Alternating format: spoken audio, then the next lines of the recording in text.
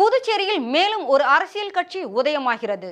வருங்கால இளைஞர்களின் வாழ்வாதாரத்தை மேம்படுத்தும் வகையில் 26 வயது இளைஞனின் புதிய கட்சி.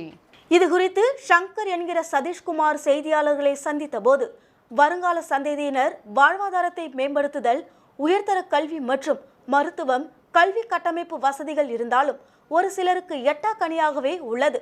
புதுச்சேரியில் மருத்துவம் மிக மோசமாக உள்ளது.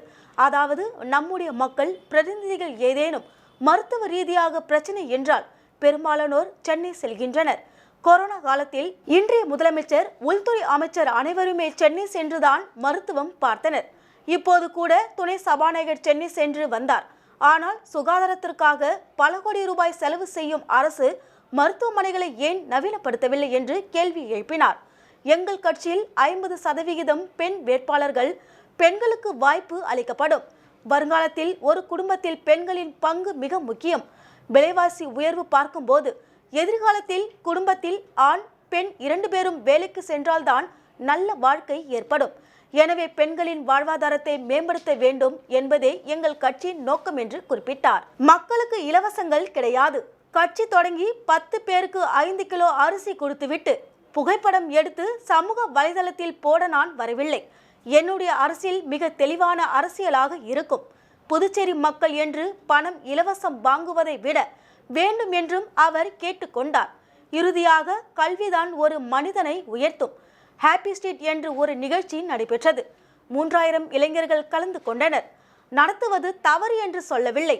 ஆனால் நம்முடைய கலாச்சாரம் இதுவா நடுத்தெருவில் ஆடுவது? இதே ஒரு கருத்துள்ள நிகழ்ச்சி வைத்தால் 100 இளைஞர்கள் வருவது கஷ்டம். ஆக அடுத்த தலைமுறைக்கு பெரியவர்கள் சொல்லிக் கொடுப்பது என்ன என்று கேள்வியுடன் புதிய கட்சி வர ஜனவரி மாதம் தொடங்க உள்ளதாகவும் அவர் தெரிவித்தார். என் பேர் சங்கர் என்கிற சதீஷ்குமார்.